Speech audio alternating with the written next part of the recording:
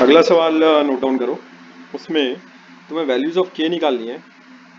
Find the values of के, ठीक है के बाद, जिसके लिए इस इक्वेशन के तुम्हारे पास कोई रियल रूट्स ना हो, ठीक है के बाद। अच्छा, कोई रियल रूट्स ना हो तो एक बात अभी तक के तुम्हें इतना तो समझ में आ ही गया होगा। जितने भी इलस्ट्रेशंस हम लोगों ने किए, जितने भी सवाल हम लोगों ने बनाए, बेसिकली उसमें सवाल में उन वर्ड्स को अपने को पकड़ना है जिसके बारे में, रूट्स के बारे में कुछ कहा गया हो। रूट्स के बारे में यहाँ कहा जा रहा है कि रूट्स एग्जिस्ट ही नहीं कर रहे हैं। नो रियल रूट्स, इसका मतलब इमेजिनरी रूट्स कह लो, रूट्स डू नॉट एग्जिस्ट कह लो। ये चीज इसका मतलब क्या, D has to be less than zero, ठीक है बस। तो जैसे ही तुम्हारे पास डी लेस देन जीरो जैसी कंडीशन तुम्हारे पास बनी, उसी जैसे ही तुमने ये कहा वैसे ही तुम्हारे पास के ऊपर तुम्हारे पास एक बाइंडिंग आ गई है, ठीक है क्या।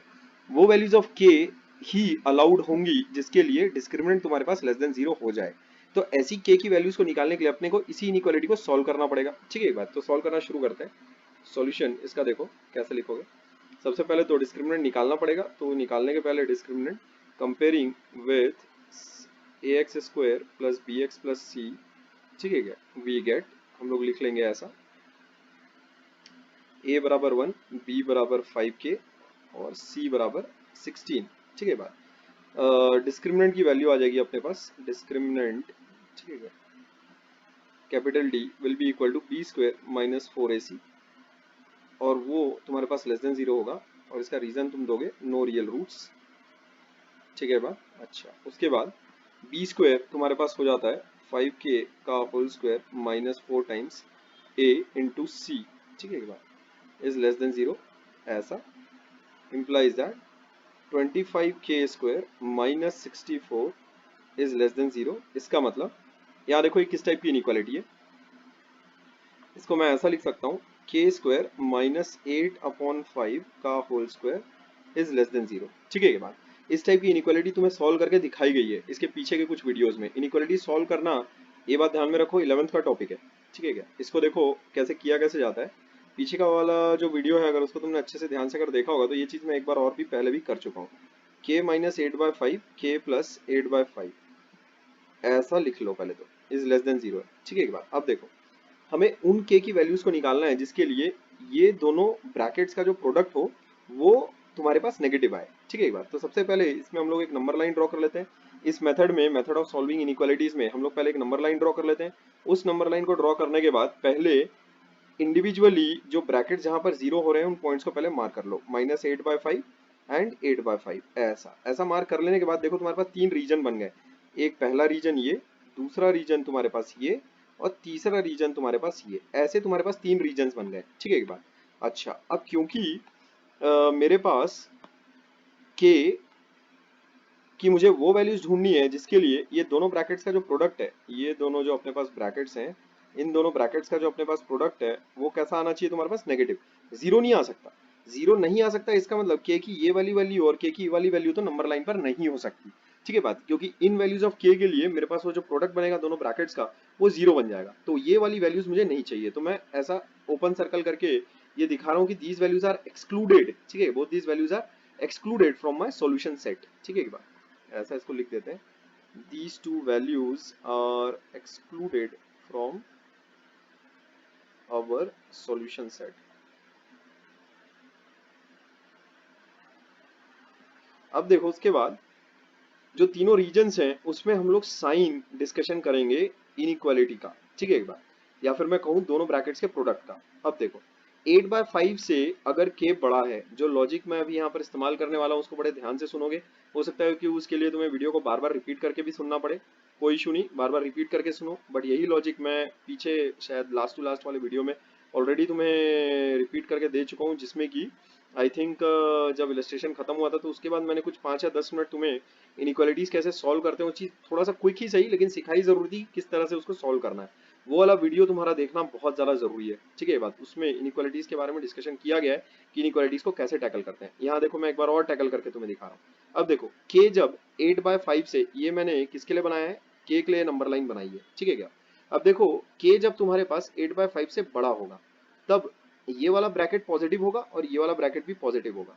तो पॉजिटिव और पॉजिटिव दोनों ब्रैकेट्स मल्टीप्लाई जब होंगे तो ओवरऑल रिजल्ट जो आएगा तुम्हारे पास वो पॉजिटिव आएगा, ठीक है। अच्छा, अब जब k 8/5 से छोटा होगा, ठीक है, ये वाले रीजन की मैं बात कर रहा हूँ, ये यहाँ पर जो एक और रीजन बना हुआ है मेरे पास ये वाला, ठीक है, k जब 8/5 से छोटा होगा बट -8/5 से बड़ा होगा, तब उस रीजन में ये वाला जो ब्रैकेट होगा, ये वाला जो ब्रैकेट होगा मेरे पास, ये वाला जो ब्रैकेट होगा वो मेरे पास पॉजिटिव होगा, बट ये वाला जो ब्रैकेट होगा मेरे पास 8/5 से अगर k छोटा होगा, ठीक है, तो ये वाला जो ब्रैकेट होगा ये नेगेटिव ओपन होगा, तो नेगेटिव और इनटू पॉजिटिव, ये चीज मेरे पास नेगेटिव, मेरे को ओवरऑल रिजल्ट नेगेटिव देगी, ठीक है बात। अच्छा, अब देखो अगर k यहाँ इस रीजन में अगर गया, k अगर -8/5 से अगर छोटा हुआ तो ये वाला ब्रैकेट भी नेगेटिव ओपन होगा और ये वाला ब्रैकेट भी तुम्हारे पास नेगेटिव ओपन होगा, तो नेगेटिव इंटू नेगेटिव वो चीज तुम्हें ओवरऑल पॉजिटिव देगी, ठीक है क्या। अब देखो तुम खुद समझदार हो उसमें,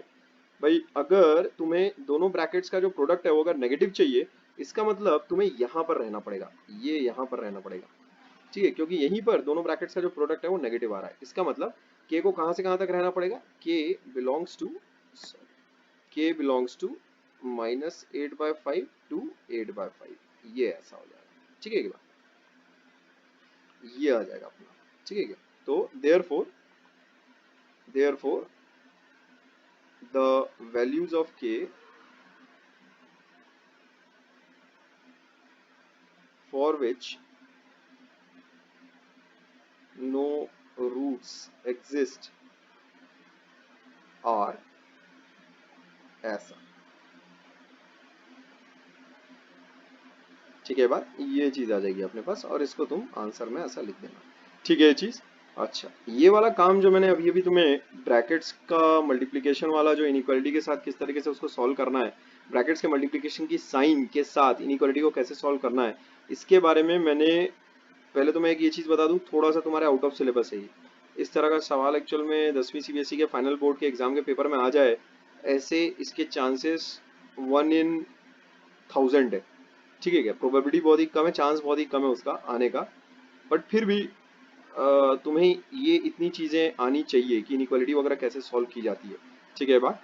अच्छा, अब इसका अगर तुमको देखना है वो तरीका कि कैसे उसको सॉल्व किया जाना है, तो इसका मैंने एक पीछे एक वीडियो बनाया हुआ है, पर उसको अलग से सेपरेट एक वीडियो नहीं बनाया है, वो मेरे ख्याल में लास्ट टू लास्ट जो इलस्ट्रेशन है, लास्ट या फिर लास्ट के एक दो इलस्ट्रेशन में इनइक्वालिटीज जहाँ से स्टार्ट हुई हैं, उसमें मैंने जब वो इलस्ट्रेशन खत्म हुआ तो उसके बाद मैंने थोड़ा सा क्विकली उस चीज को डिस्कशन किया है कि इनइक्वालिटीज कैसे सॉल्व की जाती है, उस चीज को एक बार देख लेना, ठीक है क्या, और एक बार देख लेना मेरे ख्याल में, ठीक है क्या। तो अभी भी जैसे जिस तरीके से मैंने इसको सॉल्व करके यहाँ से यहाँ तुमको दिखाया, ठीक है क्या, वो चीज़ वैसे तो सफिशिएंट होनी चाहिए, एक स्मार्ट इंसान को इतने डिस्कशन से पिक करना आना चाहिए कि उसको क्या काम करना है कैसे करना है करके उसके सामने लॉजिक क्लियर रहना चाहिए, और लास्ट में अपना आंसर वाली लाइन अपने को लिखनी नहीं भूलनी है, ठीक है क्या। अगेन जो हम लोगों के सामने जो वर्ड्स इस्तेमाल हुए थे, नो रियल रूट्स, उन वर्ड्स को हम लोगों ने डिस्क्रिमिनेंट से जोड़ा इस तरीके से, और फिर उसके बाद चीजें सॉल्व करते गए, इनइक्वालिटी अपने पास जो आई उसको अपन ने सॉल्व किया, ठीक है क्या।